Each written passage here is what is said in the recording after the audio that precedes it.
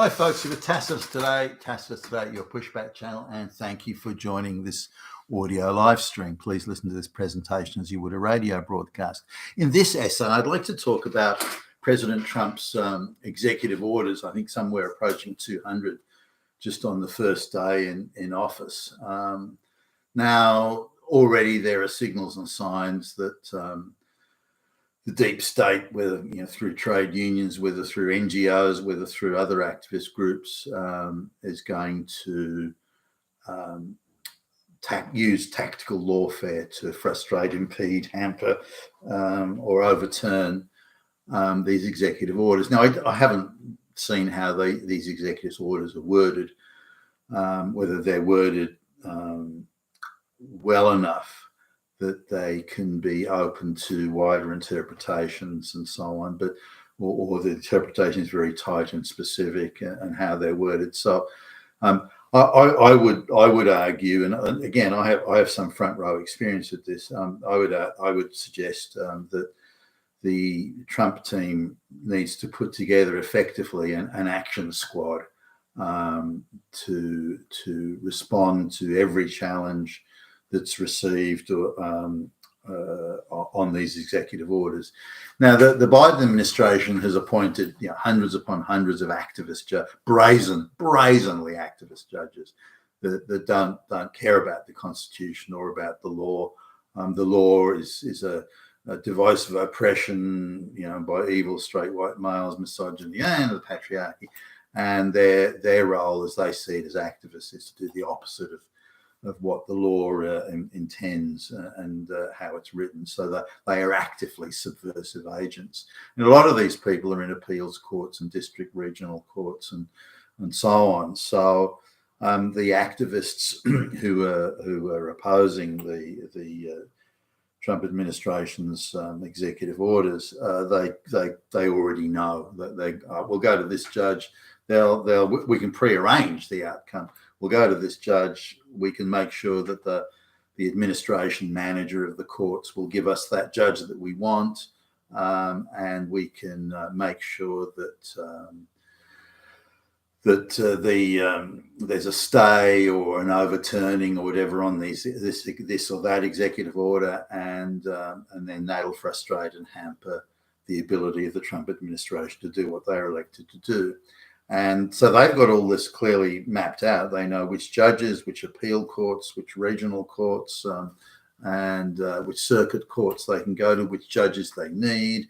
Gee, well, that circuit court will just get 3 judges to hear this because we get the whole lot, then we won't get it. So that they've already got an interconnected web of activists at, again, the administration level, the NGO level, the legal level, getting grants to fund their legal and judicial activism and all these sort of things. So the Trump administration, in my view, needs to set up a response team to this, and they need to be well staffed and well ready. Maybe they come out of the Justice Department, I don't know, but whatever. They need to respond quickly, I think, to these things, and also to find out the people that are causing the trouble. For example, if it's a federal court, and there are administration officials in that court that are openly hostile to the Trump administration and its policies, and openly aiding, abetting obstruction of the Trump administration's policies, just making sure certain judges hear the case, making sure the case is fast-tracked and there's no delay, making sure there's emergency hearings available. Because the court it's not just the judge making these decisions or to do or not to do.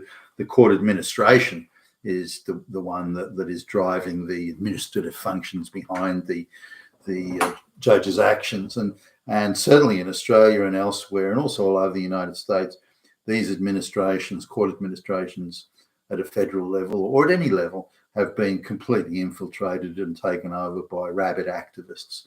So the Trump administration needs, and if it's a federal court, then these people need to be fired. No, you're out. No. And then someone from the Justice Department who's loyal to the Trump agenda that he was elected to enact, by the way, it goes in there and makes sure that the right people are hired who prevent the activists from getting their activist judges to hear the case, giving emergency hearings and these sorts of things. I mean, you can't get an emergency hearing in anything, But in the first Trump administration, these people could get emergency, and anything that was anti-Trump, you could get an immediate hearing.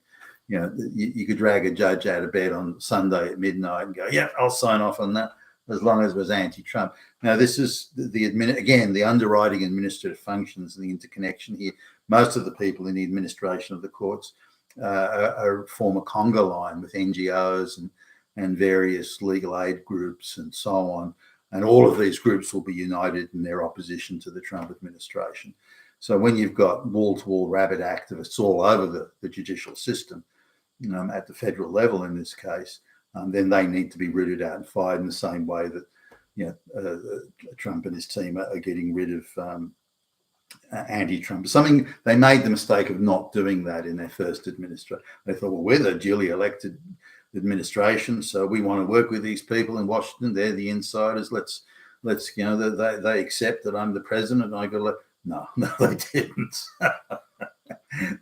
They were fanatically opposed from minute one and did everything they could to undermine his presidency, the first presidency. Now, they can't allow this to happen a second time, so they've got to, actively and with much attention to detail, go after these activists and subverters that are, again, all over the judicial system.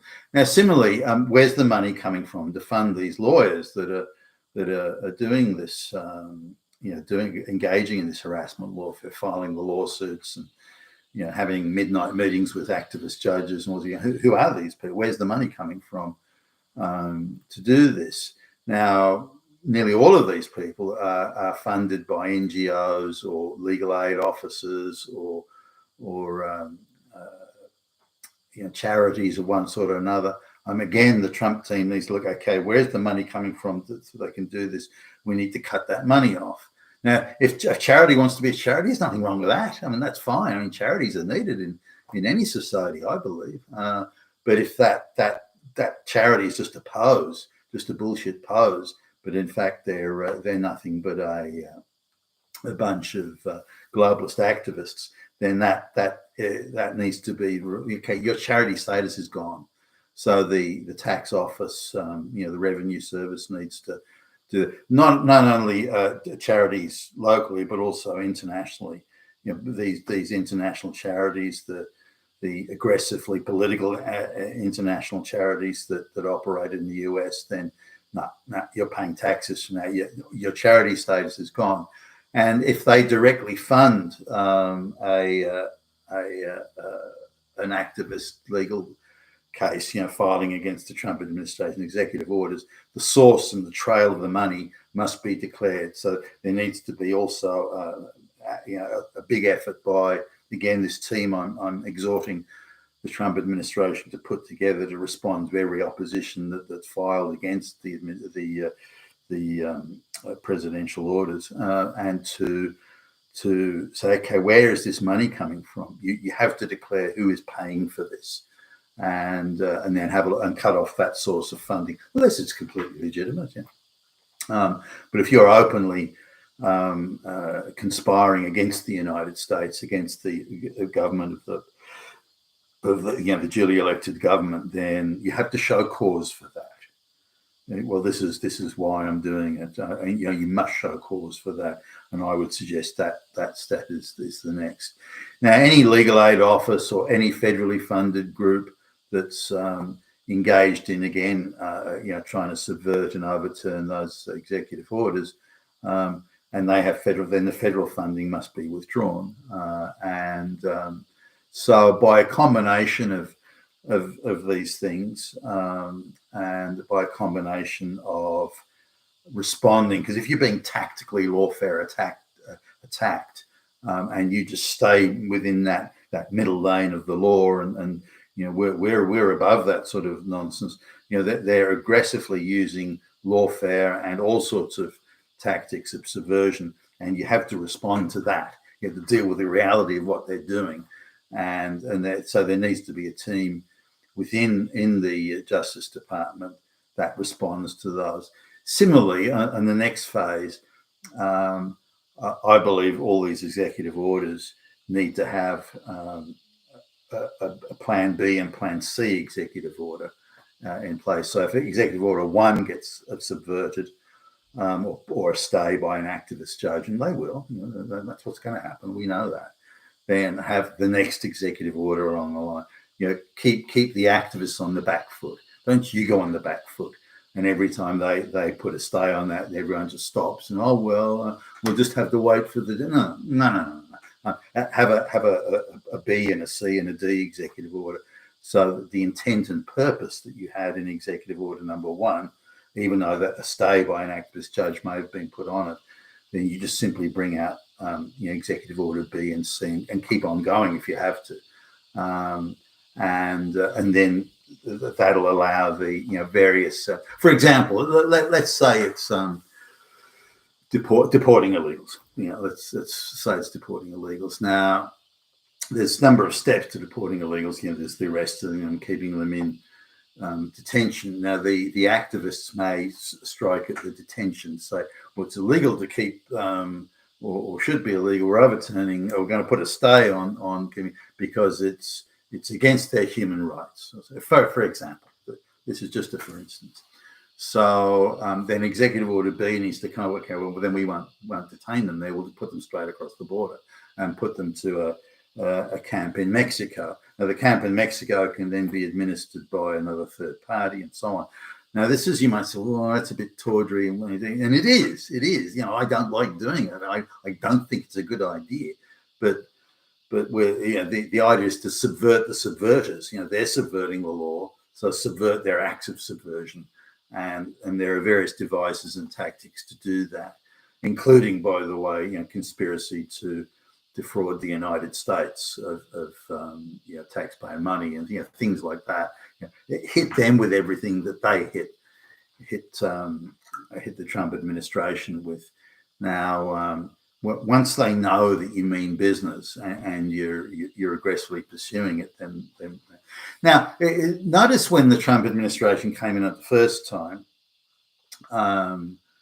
The activists, the globalists and the deep state, they were launching lawsuits in all directions. It was a cavalcade of lawsuits everywhere you looked. The lawsuits were coming. But notice when the Biden administration came in, the response was very, very tame from the non-deep state people. The Biden administration had nowhere near the amount of lawsuits going after their executive orders. Even when Eric Holder and Obama and those guys were in office, if there were the Tea Party people and so on, any right-wing organisation at all, and they would aggressively go after it. The IRS would do brutal audits, and they would come at them from all directions. They'd harass them in all directions. Even when Trump was president, for the first time, they were harassing his supporters like Roger Stone and having these choreographed dawn raids on a 65-year-old man in his pajamas, and aggressively use. Now, that same level of aggression and pursuit and so on, that you need to match that. You've got to match it. You can't sit back tamely and give them the whole floor. Effectively, the first Trump team, it was almost a semi-surrender to these forces of activism. And again, the Biden administration had no such attacks coming after them. They had, sure, there was lawsuits, but there was nothing even remotely on the scale that Trump had to deal with in his first term. So that reality needs to be realised, I believe, and then a department set up within the Justice Department, or whatever department, whatever, it could be Homeland Security, it could be wherever, but to set up a department, and that department's sole job is to respond to challenges to those executive orders and to the policy platform of the team. If you're going to oppose it, fine, but you use tactical lawfare. We can debate it in the House, we can debate it in the Senate, we can do all that. But if you're going to use tactical lawfare, and active subversion, activist lawyers, activist judges, activist legal administrators, if you're going to do that, activist NGOs, if you're going to use that activist network, then we will respond in kind. And that just has to be done, in my view. You've been a Tacitus today. Your Pushback Channel. Thank you for listening.